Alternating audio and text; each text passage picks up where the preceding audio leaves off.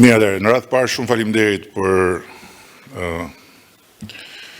këtë ditë të gjatë, edhe pse ju jeni mësuar me ditë dhe me net të gjata, por besoj që ndajmë së bashku mendimin që ishte një takim i nevojshëm dhe ishte një shkëmbim i nevojshëm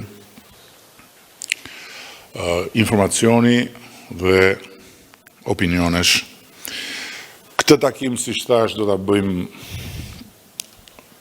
të përmueshëm, natyrisht me një përmbajtje që do t'i përgjigjet nga njëra anë ekzigjencave të përditshme të procesit të negociatave dhe nga ana tjetër aktualitetit të procesit të jetës parlamentare, si edhe të jetës politike.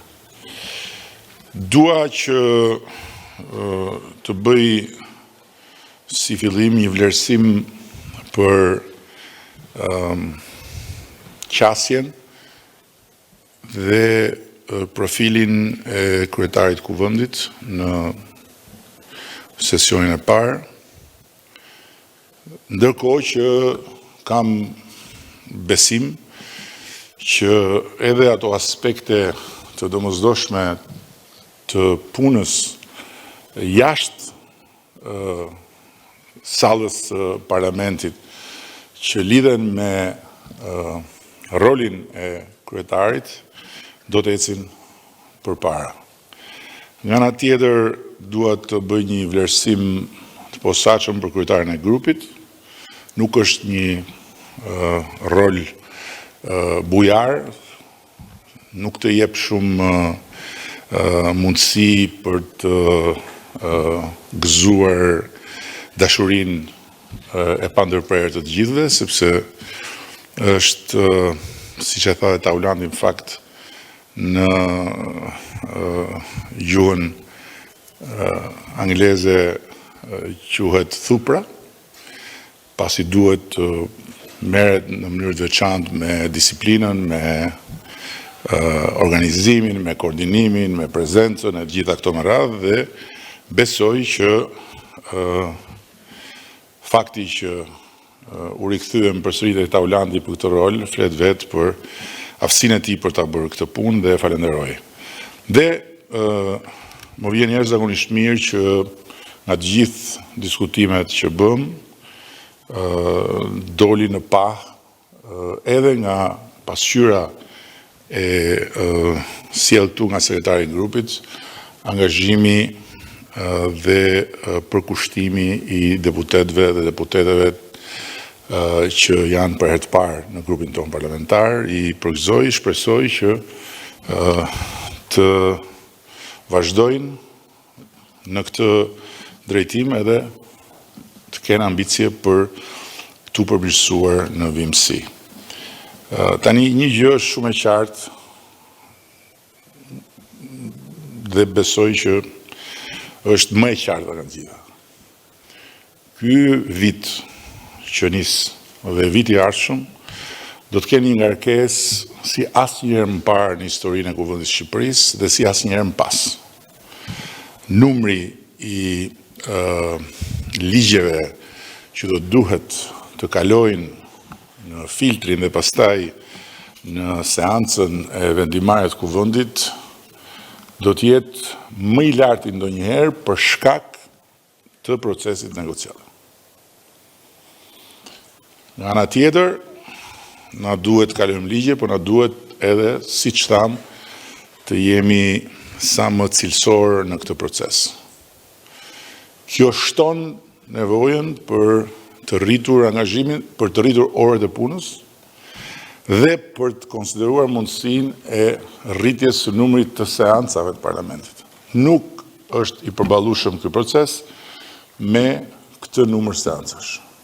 Dhe mbase mund të konsiderohet përfshirja në kalendar e seancave të posaçme vetëm për procesin e negociatave. Seanca që për natyrën e tyre dhe për përmbajtjen e tyre nuk janë seanca që kërkojnë gjatësi orësh, por janë seanca që kërkojnë përqendrim dhe numër prezence.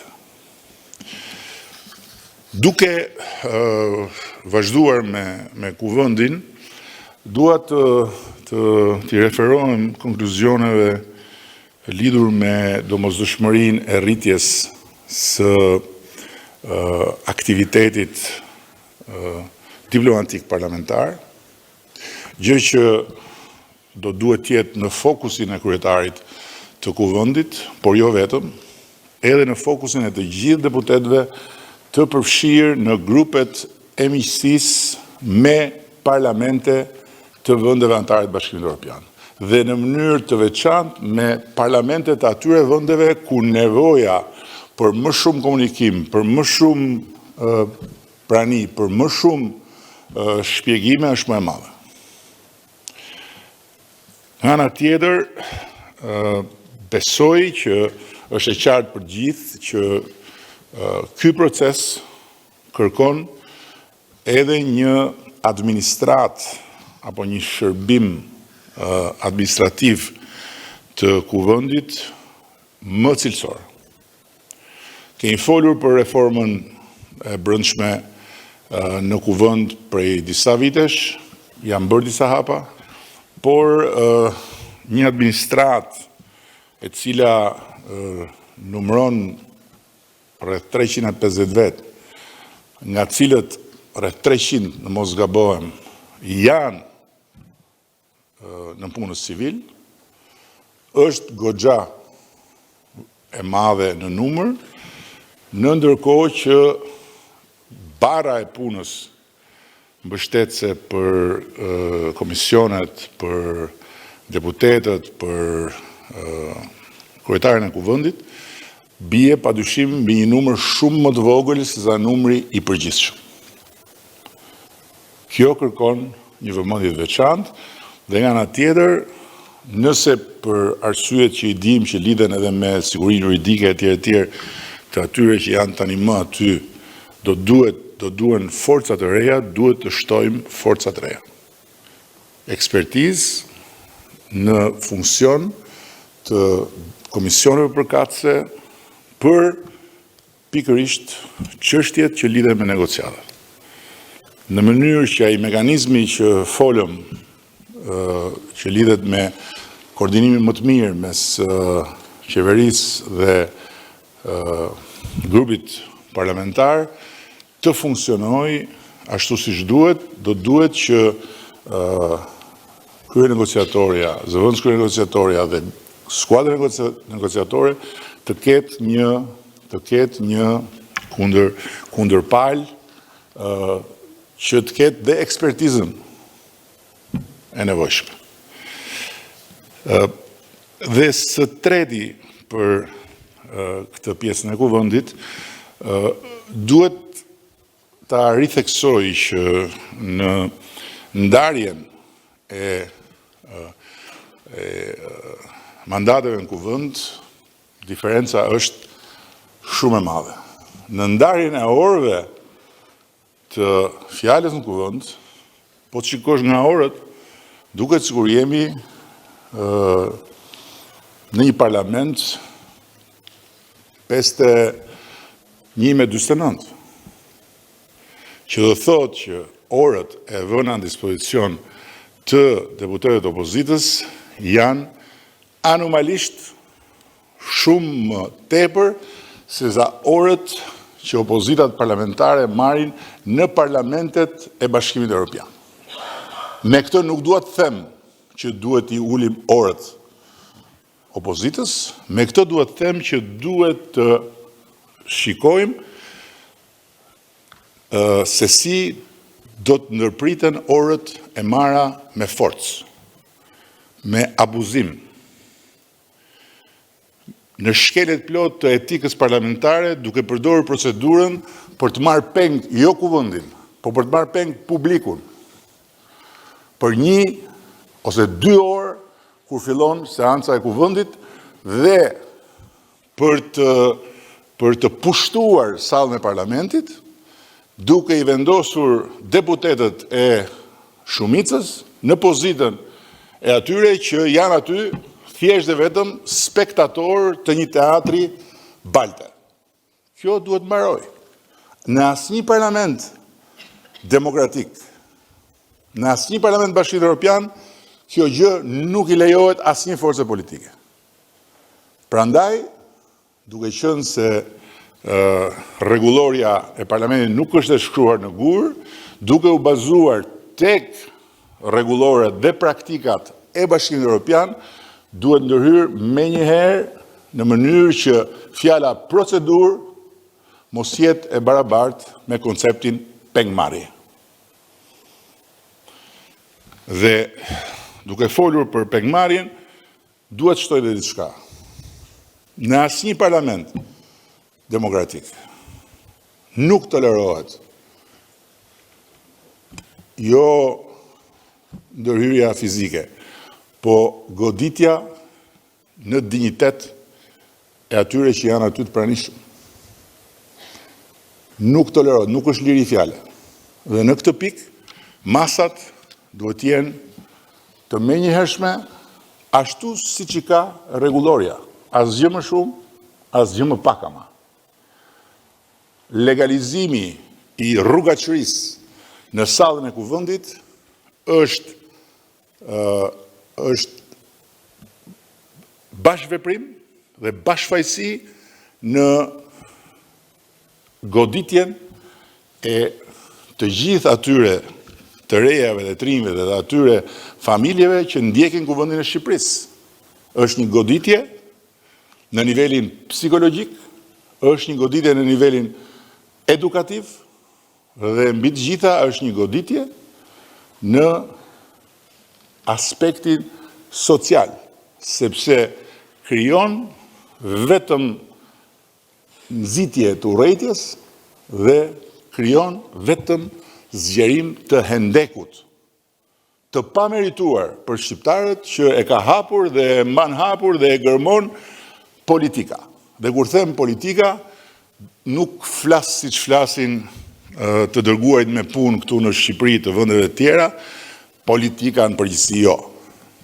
Ajo pjesë e politikës të cilën ne, për fat keq, nuk e kemi dot përballë, por e kemi gjatë gjithë kohës mbrapa, duke u përpjekur me të gjitha llojet e metodave që të na pengojë të vazhdojmë ne përpara.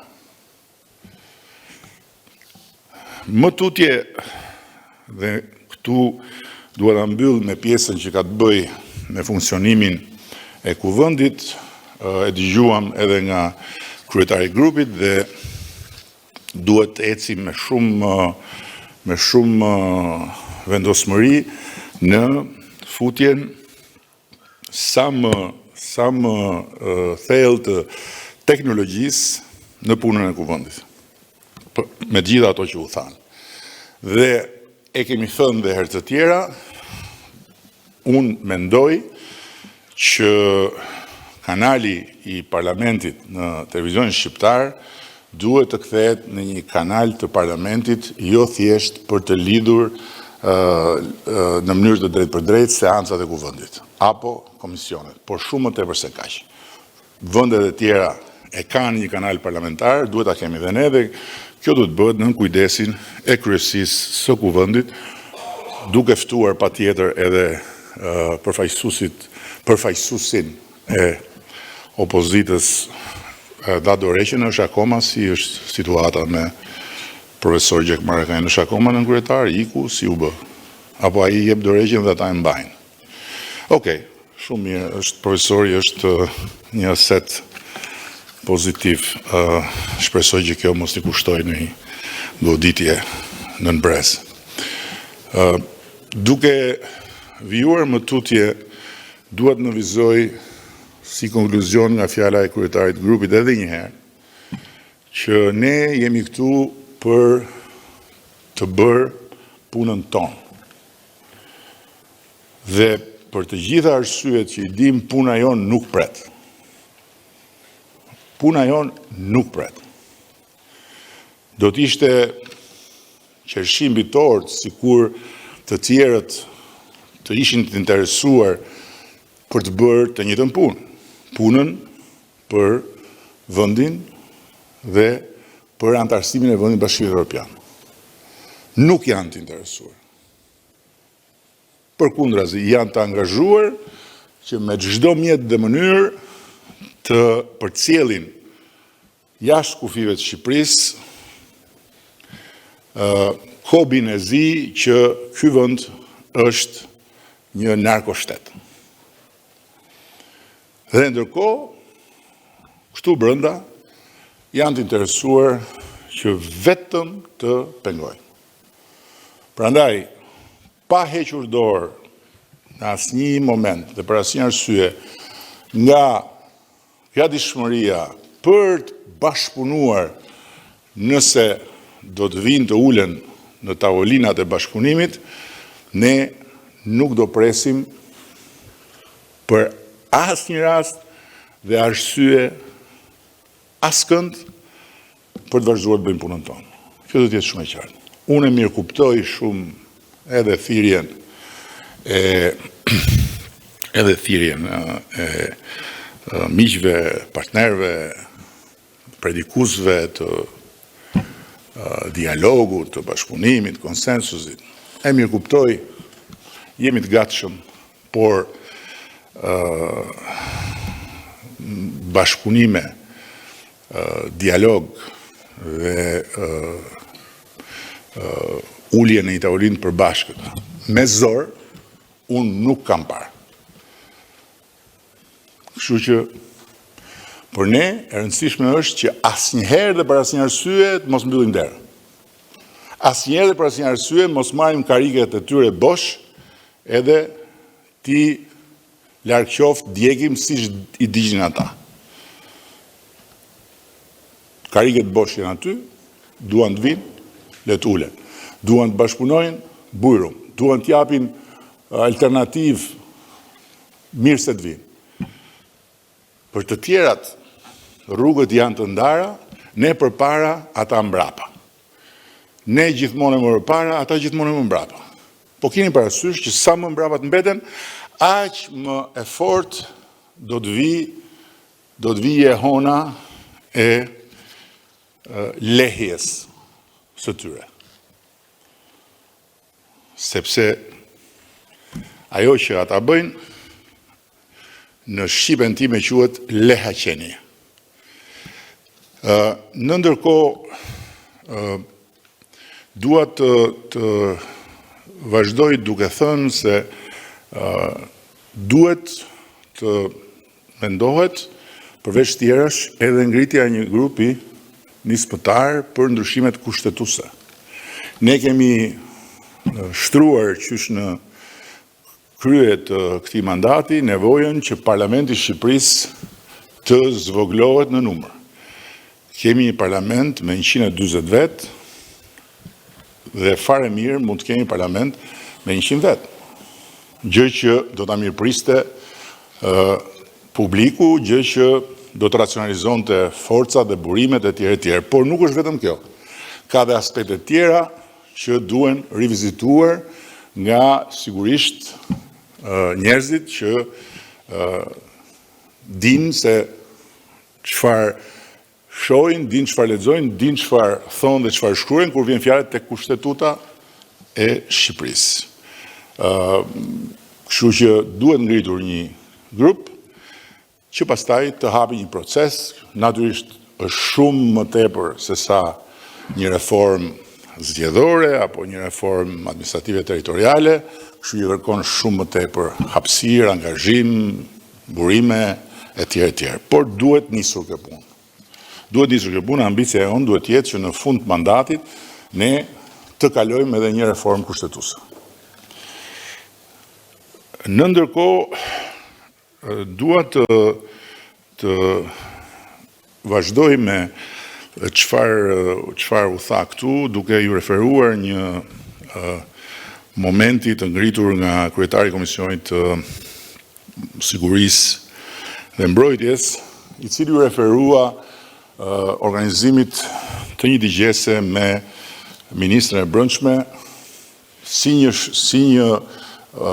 shembull që në këndvështrimin e tij unë nuk e kam ndjekur,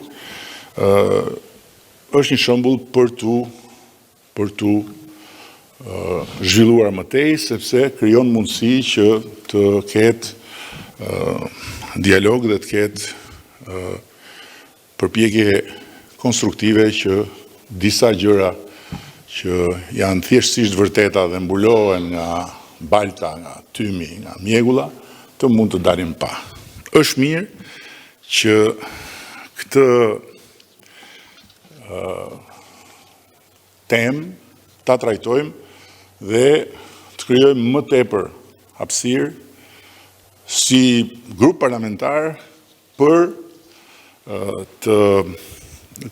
të pasur dëshmi të ministrave apo të tjerëve lidhur me çështje që kanë interes për publikun. Pra dëgjesa të parlamentit. Ka shumë pak dëgjesa, sepse nga ana tjetër kemi një qet e cila nuk e njeh dëgjesën, po njeh vetëm komisionin hetimor, ose e thënë ndryshe, ftesën për një teatër palte. Dëgjesat janë praktik e konsoliduar parlamentare në vendet normale dhe ne duhet, nuk mund të presim që se zakonisht dëgjesat, por në shumë raste ato i organizon dhe shumica, por zakonisht janë një instrument i palës që është aty për të bërë opozit me shumicë. Kështu që mirë do t'jetë t'i organizojmë. Na duhen dëgjesat edhe si një instrument institucional për të trajtuar çështje të cilat janë çështje të një rëndësie dorës parë për vendin, por degradojnë në copza trillimesh edhe historish që hidhen për të helmuar publikun. Për shembull, në Shqipëri po ndodh diçka që është tërësisht e re. Shteti po merr pjesë në sipërmarrje. Krejt e kundërta e rrugës që çon në abuzim me asetet publike, në abuzim me fondet publike. Dhe kur them abuzim nuk kam parasysh thjesht abuzimin për qëllime e përfitimit, por dhe abuzimin në mungesë të një qasje largpamse.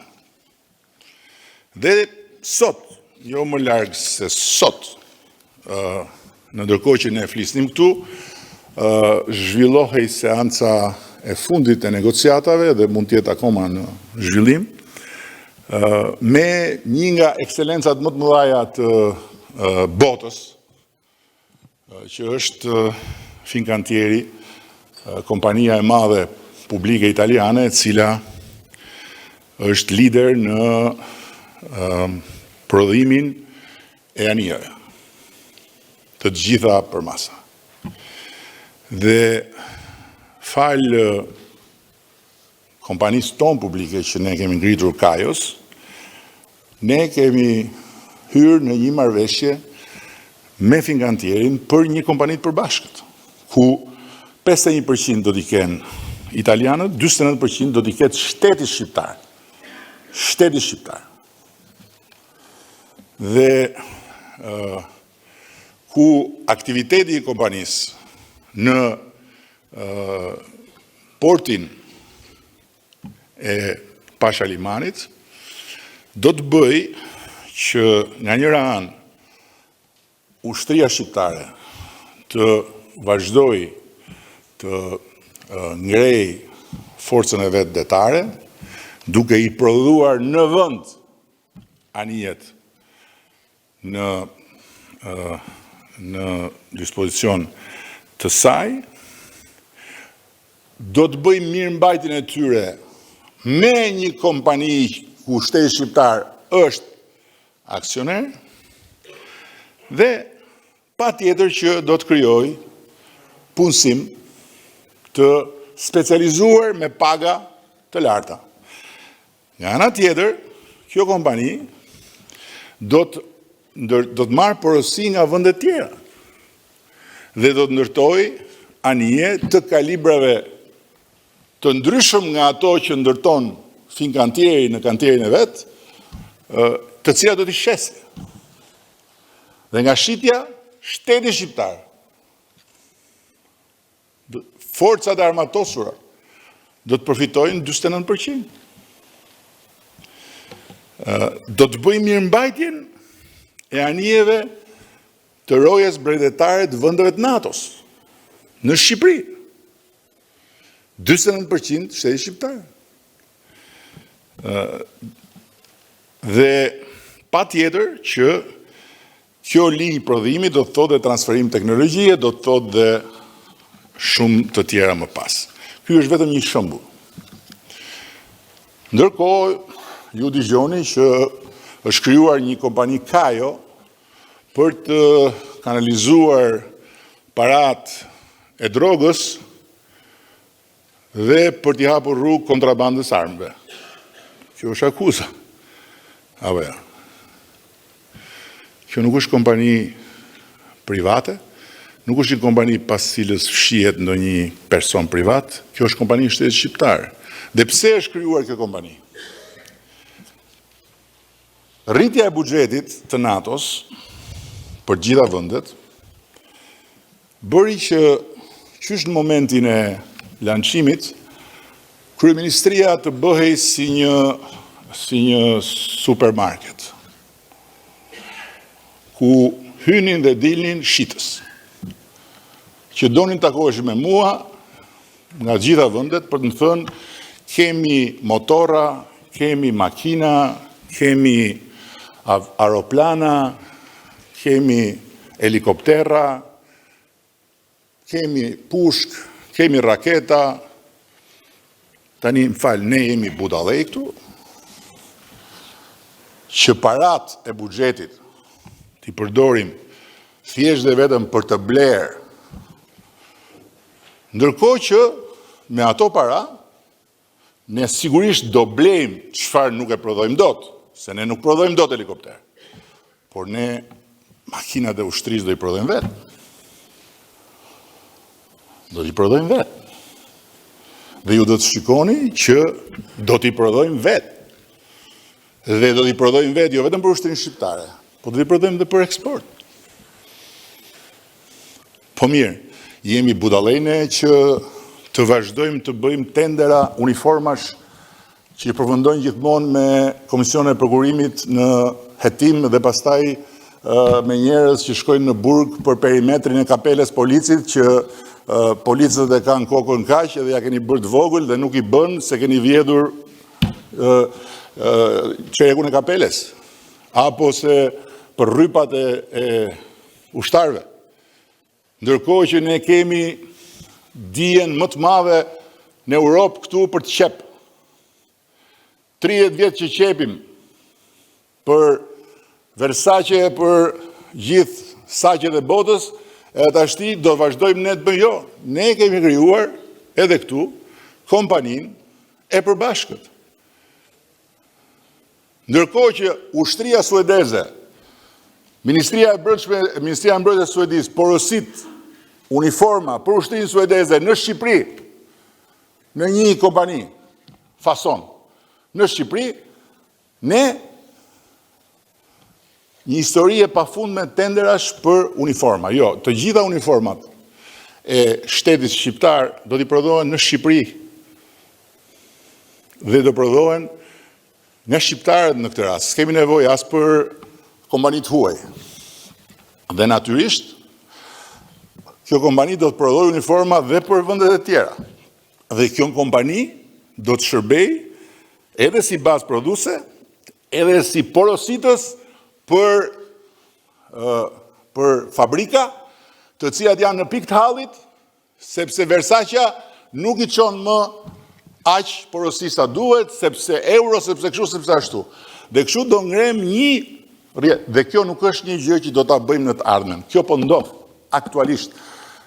Do t'jeni shumë të mirëpritur kur të filloj prodhimi dhe të dalin produktet e para të kësaj kompanie dhe do dalin brenda këtij viti, nuk do dalin në 2030. Po mirë, jemi budallëne që për çdo lloj droni duhet shkojmë të kuturisemi për t'ja u blerë tjerëve? Pse nuk i prodhojmë dot me dronët inteligjent në Shqipëri? Çfarë na pengon? Dhe ne kemi filluar punën për prodhuar dronë inteligjent në Shqipëri dhe jo dronë të thjeshtë, dronë të sofistikuar. Përsëri me shtetin brenda. Tani çfarë është kjo? Pralla që i tregohet shqiptarëve çdo ditë se ne po ngrem nga të katër anët fantazma për të marrë lek. Nëse ne do ishim njerëz ose do ishim një forcë që punon për të marrë lek, ne nuk do ngrinim një sistem të tërë prokurimesh që praktikisht po shkon drejt mbylljes së të gjitha hapësirave të abuzimit me prokurimet. Dhe nuk do ishim sot që flasim. Sot. Vendi me i parë në klasifikimin e vendeve kandidate për Bashkimin Evropian për integritetin e prokurimit publike. Natyrisht që kjo është një histori që vazhdon.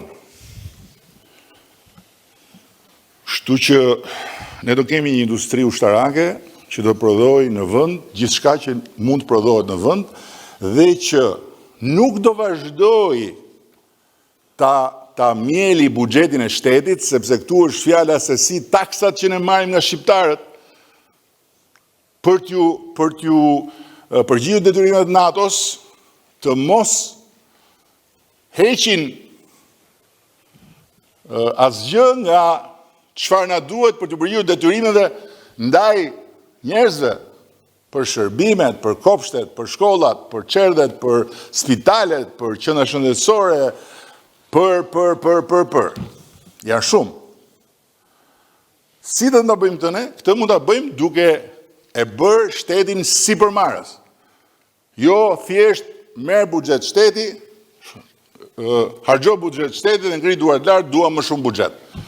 Të njëjtën gjë i kemi kërkuar bashkive, por kjo është një temë tjetër.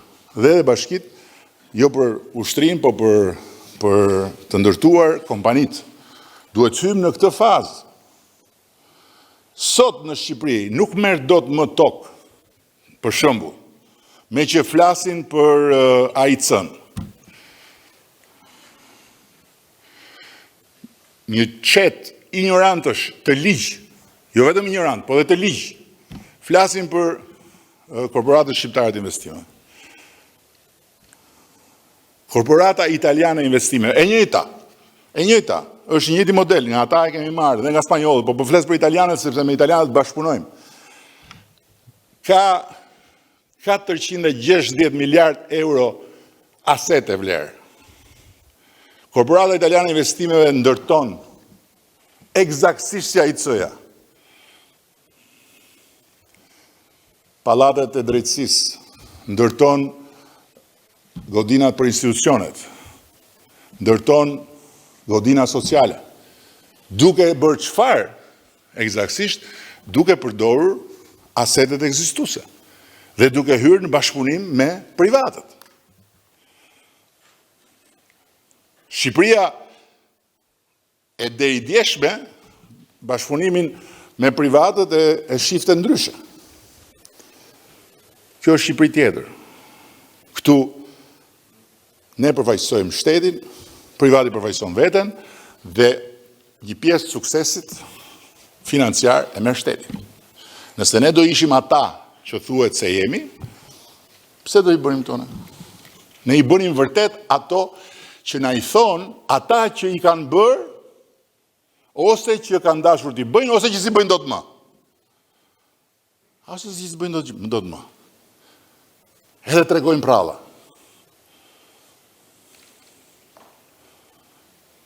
Kështu që në këtë pikë do të vazhdojmë me këmbgulje, por na duhet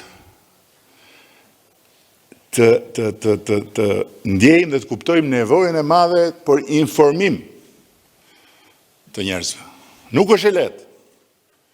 Nuk është e lehtë sepse mjedisi i informimit është i kontaminuar. Është i kontaminuar.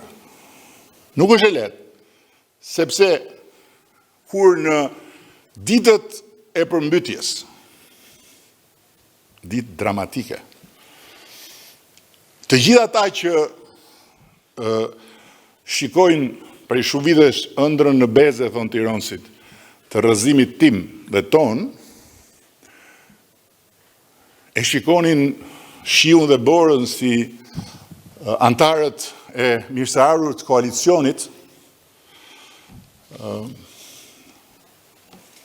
moderatori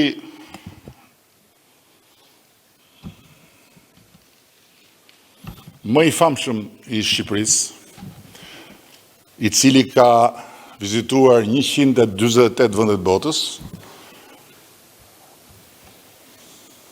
e hap penxherën e tij të darkës dhe lëshohet mbi shikuesit e tij, a thua se i kishin hyrë në shtëpi forcat erta dhe shpif, haptas. Nuk e di a me vedije, a pa vedije, por shpif haptas.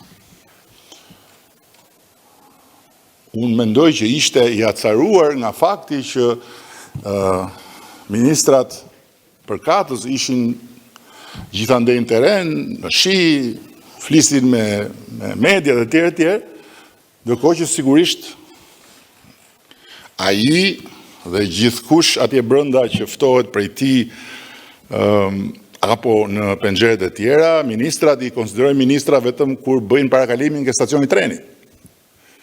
Përndryshe nuk janë, nuk ekzistojnë. Ose janë duke mashtruar. Dhe ndërkohë, edhe kur kapet, s'po them me presh në duar se nuk do ishte përshtatshme, po duke bërë një gjë tillë, refuzon të pranoj, refuzon të kërkojë ndjes, refuzon të referohet faktit dhe flet në njerë. Dhe merret me gjëra të tjera që mund të jenë të drejta, mund të jenë të vërteta, por nuk kanë lidhje me çështjen. E tholla këtë shembull për të thënë që nuk është e lehtë. Nuk është e lehtë të informosh kur në debatet politike ti shkon dhe ke përballë njerëz që nuk kanë ardhur të bëjnë debat me ty. Kanë ardhur të sulmojnë, të godasin, të dekurajojnë, të baltosin sa të munden. Dhe ku problemi më i madh është marrësh fjalën. Nuk merr dot fjalën. Sepse nuk janë aty për të të pyetur, janë aty për të të bërë ato që thash. Dhe në ndërkohë, moderatori me shkop atje, sa bie pak qetësi, turret që ndezi prap sherrin. Dhe ky është një model që nuk është thjesht një. Kështu që si bëhet për të informuar publikun në kushtet kur ka 700 tenxhere të tilla, që zihen për ditë, bubullojnë për ditë, gërgërojnë për ditë dhe dizinformojnë për ditë. Si bëhet? Duhet të këmbgulim. Duhet të përdorim çdo hapësirë. Duhet të përdorim çdo hapësirë. Nuk ka interes. Nuk ka interes për t'i thënë publikut se çfarë po bëjmë ne. Nuk ka interes për asnjë nga punët që bëjmë ne, për t'ia transmetuar publikut. Dhe ato që bëjmë ne në për rrjetet sociale janë nga halli i madh që ndryshe ku do t'i marrë vesh të paktën njerëzit tanë, ata që na ndjekin dhe na votojnë dhe na besojnë, duhet marrin vesh se me çfarë merremi ne. Se nëse edhe ne nuk i bëjmë ato në rrjetet sociale, njerëzit tanë do mendojnë se vetmja gjë që ne bëjmë është ajo që tregojnë ata.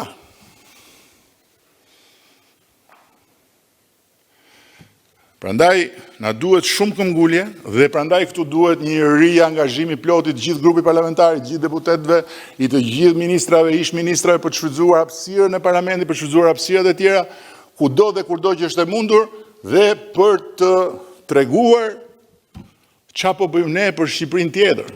Kjo është Shqipëri tjetër, kjo nuk diskutohet. Dhe arsyeja pse ata nuk i voton askush, dhe arsyeja pse po të shikoni anketimet tona të brendshme dhe ju e dini shumë mirë që anketimet tona të brendshme asnjëherë nuk na kanë lënë në baltë, edhe sot kur ne nuk jemi në pikën tonë më të lartë, siç ishim më njëherë pas zgjedhjeve, ata janë daha më keq se ç'ishin mbas zgjedhjeve ku sigurisht ata fituan, po në fakt humbën. Sepse publiku vlerëson çfarë ne bëjmë, gjithsesi. Për të shkuar më tutje, unë jam absolutisht i bindur dhe Milva e ngriti, po dua ta përsëris që në komisionet parlamentare duhet garantuar përfaqësimi politik. Nuk mundet do të përfaqësohen ministrinë të komisionit parlamentare me nënpunës civil.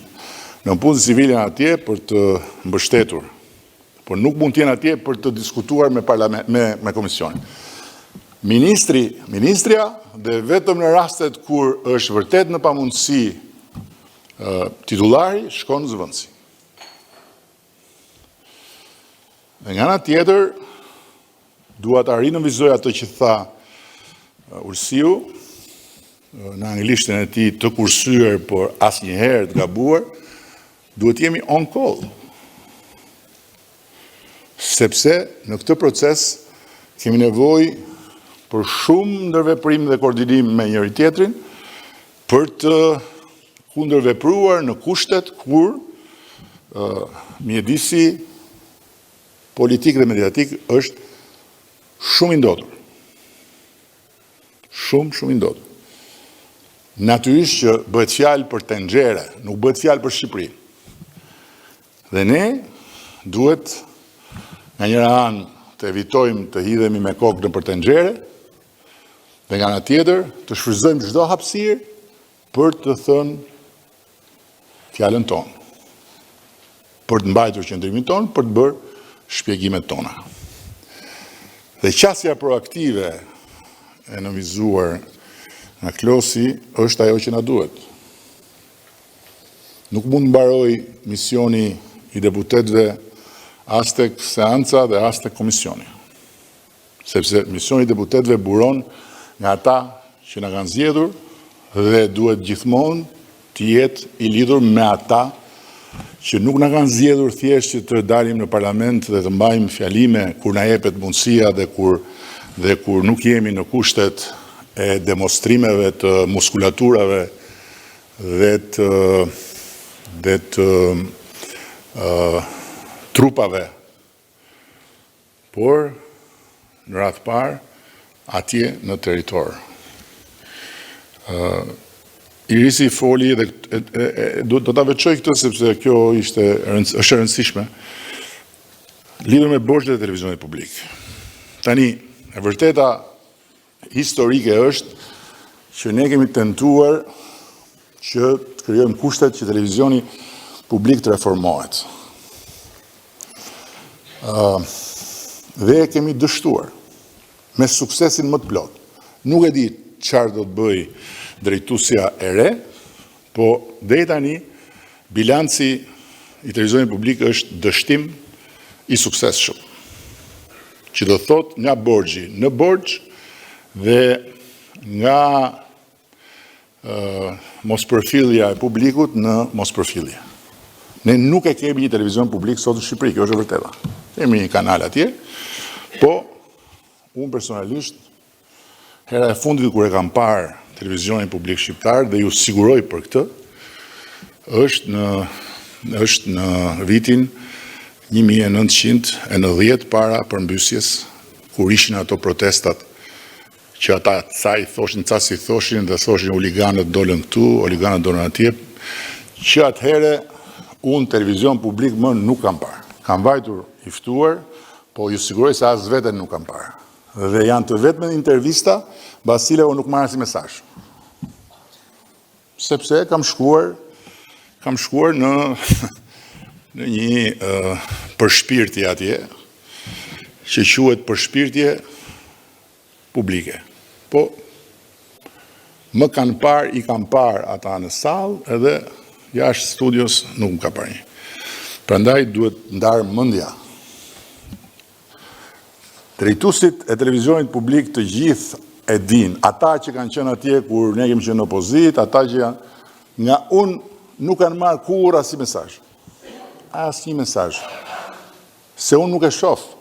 Dhe kur ndonjëri nga ju më qonë thotë si çfarë bën televizioni publik, unë habitem si e ndjek. Por ama të gjithë i kam takuar mbasi janë zgjedhur. Dhe ju kam thënë vetëm një gjë, mbylleni. Mbylleni.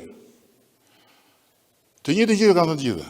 Nxirrni në ekran, televizioni publik shqiptar i kërkon ndjes popullit shqiptar. I kërkon ndjes të gjitha familjeve në Republikën e Shqipërisë dhe jashtë saj. I kërkon ndjes dhe për të gjitha ata që nuk jetojnë më. Dhe që kanë qenë të detyruar, si që jeni dhe ju, të marrin shërbimin më mizerabël publik në glob. Ju premtojmë se do reflektojmë dhe do rikthehemi në ekran kur t'jemi gati. Dhe të bëjnë reformë. Të bëjnë reformë. Si ka mundësi që televizionet e tjera me shumë më pak buxhet bëjnë shumë më tepër sukses? Pse? Sepse buxhetin e tyre nuk e kanë të garantuar. Nuk e kanë garantuar. Duhet ta krijojnë gjithë. Televizioni publik e ka të garantuar jemi borxh, po pastaj se jeni borxh ç'a doni? Ç'a doni? Ja, duan të drejtën e Federatës Shqiptare të Futbollit për transmetuar ndeshjet e kombëtare, sepse kombëtarja duhet dalin në televizionin publik, që nuk e kemi. Por lekët nuk i paguajnë. Pse? Se ne jemi publiku. Doni lekët tona, shkoni te qeveria. Duke qenë se ata gjuetis gjetën rrugën që të nxjerrin prapë çiftet, shkoni dhe ju mos kapni në një ashtu se aty të ndojnë të gjërë. Nuk kemi për t'i dhënë televizionin publik asnjë lek nga taksat e shqiptarëve, deri kur televizioni publik ti meritoi taksat e shqiptarëve. Unë shtu mendoj Iris, unë e di që ty të qanë zëmra për median, mua më qanë më shumë se kam qenë edhe unë si punajote atje i mediave, por unë jam çik ndryshe. Kështu që mendoni, unë mendoj që çdo opsion duhet jetë në tavolinë. Edhe mbyllja përfundimtare, edhe privatizimi, edhe partneriteti, edhe çdo gjë përveç saj që është. Por unë nuk marr pjesë në këtë. Siç nuk marr pjesë dhe ti e di në asnjë lloj tentative për të rregulluar median. E bëra këtë aventurë, një aventurë në thonjza, thjesht dhe vetëm për pak gjëra, dhe i mbeti Shqipërisë atje ai paragrafi, drafti i ligjit për media.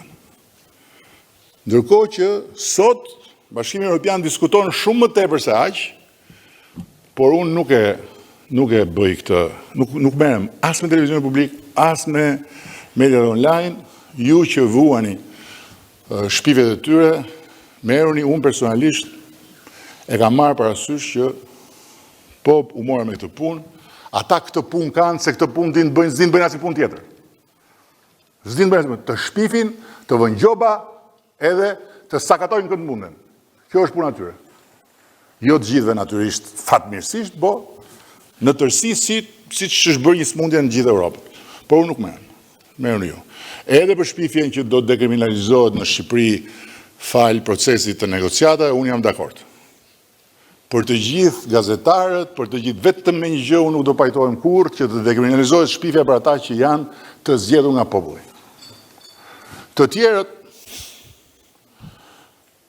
shpifni, se diçka do mbetet, sa të kemi fuqi do mundohemi që të mos mbetet, kurse ata që janë në sallën e parlamentit, apo ata që janë të zgjedhur në nivelin vendor, për ata shpifja me votën time nuk dekriminalizohet. Vim tek ligji i shërbimit diplomatik, folëm këtu. Ministria e Jashtme është si televizioni shqiptar. Është një tjetër dështim i madh i yni. E ja u thash, e kam thënë dhe po e them se nuk është një gjë që nuk e din. Nuk është një institucion në funksion të gjithë këtyre sfidave, nuk është. Pse? Sepse nuk është reformuar asnjëherë. Edhe një ligj që u bë si reform, nuk ishte reform, ishte tualet, do me thënë makjazh. Dhe ne nuk e kemi një shërbim diplomatik sot në lartësinë e sfidave të mëdha që ka bota dhe Shqipëria. Kështu që ligji duhet të jetë i tillë që të hapi rrugën për reform, të hapi rrugën për të futur ajrin e pastër, për të futur njerëz të rikë. Shqipëria sot ka njerëz plot jashtë në diasporë. Mos harroni dhe do vitet e diaspora që diaspora është pjesë e elektoratit aktiv në Shqipëri, nuk shërbejnë dot në ato përfaqësitë tona se nuk kanë statusin, gradat e ku diun se çfarë. Dhe gradat janë marrë peng nga speakerat e politikës jashtme të televizionit, që as televizion nuk është ai se ata s'dalin, ata nuk dihet kush janë, ku janë, sa janë, ç'a bëjnë. Unë sa shkoj atje në atë ministri, më duket sikur aty është ministri, sekretarja dhe ajroja që më shoqëron deri atje, ndërkohë që nga muret dhe nga korridoret del një eon. Okej, vim tek diaspora, është shumë e rëndësishme që në aspektin e diplomacisë për sa i përket parlamentit edhe grupet e miqësisë të angazhohen si që të angazhohet kryetari i kuvendit, por njëkohësisht të gjithë deputetët që shkojnë jashtë duhet të përfshihen në takimet me shqiptarët. Pak, më shumë, nuk ka rëndësi. Kontaktet duhet mbahen. Samitin e diasporës do ta kemi në pranverë, por na duhet një kontakt i vazhdueshëm me diasporën. Dhe duke shkuar drejt fundit, për të kompensuar edhe fjalimin e shkurtër që bëra në fillim, po edhe për të arritur në një farë mënyrë gjatësinë e fjalimit taulantit, duat vë theksin tek ajo që theksoi Fatmiri, që lidhet me domosdoshmërinë për të koordinuar punën për sa i përket realizimit me sukses të një misioni të ri. Në fakt nuk është mision i ri, është mision që e ka pasur parlamenti gjithmonë, dhe është një mision për cilin jemi të kritikuar në mënyrë të vazhdueshme nga Bashkimi Evropian, nga Komisioni Evropian. Mbikëqyrja parlamentare. Nuk jemi kërkund me mbikëqyrjen parlamentare, qoftë të qeverisë, qoftë të institucioneve të tjera. Është shumë e rëndësishme ama që në këtë pikë të ketë koordinim. Dhe komisioni i krijuar është komisioni i përhershëm si gjithë të tjerët dhe nuk mund të shihet si një aneks dhe as nuk mund të funksionojë si duhet pa koordinim. Është në funksionin e shkruar të komisionit dhe duhet të ndiqet dhe të respektohet. Duke e mbyllur me reformën zgjedhore dhe me reformën territoriale administrative, fjala ime është ajo që thash në fillim. Me ata shumë mirë. Pa ata, po aq mirë. Rëndësi ka të bëhet puna. Asnjë lloj force nuk na imponon dot ne që me vetdije të bëjmë pengun. Jo. Reforma zgjedhore ka nisur, ose jo ka nisur, në fakt ajo reforma zgjedhore ka nisur që kur unë isha akoma thjesht dhe vetëm piktor nën urat e Parisit, siç e keni dëgjuar, me thonjë të paprera, që atëherë komisionet bipartizane mblidheshin, takoheshin, po atëherë takimet i bënin tek kjo një zyrë këtu mbrapa te OSBE-ja, nuk di ç'të them. Atyre përfaqësues të OSBE-s i mungonte vetëm veladoni i Priftit, edhe çallma e Hoxhës që të pajtonin aty dynjan për të bërë. Sa herë mbarojnë zgjedhjet, gjithmonë duhet një reformë, sepse mbas zgjedhjeve ka një humbës. Humbësi është po ai. Rezultati është keq e më keq, kështu që o burrat bëjmë një reformë tjetër. Problemi është që kemi bërë një reformë ne zgjedhore, Damiani e di atë pozicionin tim, por fakti që unë ja besoj gjithmonë Damianit është që ai është në gjendje të bëjë gjëra që unë s'do t'i bëja kurrë. Kemi bërë një reformë zgjedhore unikale në botën demokratike. Unë i sfidoj të gjithë na tregojnë ku është kjo, që qeveria ndalon së marrë rifrym 4 muaj para zgjedhjeve. Që të gjitha punët ndalojnë, që kontrata ndalojnë, çdo gjë ndalon, sepse duhet të sigurojmë. Dhe prap nuk ju mjafton, tani e duan 9 muaj. Po prap, edhe 9 muaj po të bëhet, nuk do lindi fitoria. Megjithatë, Damian ti e di vetë, siç thoshte kryetari ynë ndjes past, bëni siç keni bërë gjithmonë. Ndërkohë që për reformën drejtore administrative, ne e kemi shumë qartë vizionin dhe kemi shumë qartë drejtimin. Më pak, jo më shumë. Dhe shpreha është less is more. Më pak është më shumë. Fjala kyçe e fundit është koordinimi. Koordinim. Dhe patjetër që kjo është detyrë e drejtuesve, por gjithë secili duhet të jetë i vetëdijshëm që diçka mund të bëjë dhe ai. Si mund ta bëjë ajo? Mund ta bëjë duke kërkuar që të përfshihet e tjerët ose të përfshihet. Duhet koordinim. Nuk mund të jemi trupa të ndara dhe nuk mund të jemi individ që nuk koordinohemi, sepse na duhet që gjithë fuqia që kemi të projektohet e gjitha jo thjesht në procesin qeverisës, po në gjithë procesin politik. Është koha që të rindizen të gjithë motorat. Dhe paralelisht, grupi parlamentar, së bashku me partinë, të angazhohemi dhe në nismën e madhe kombëtare kundër ndotjes,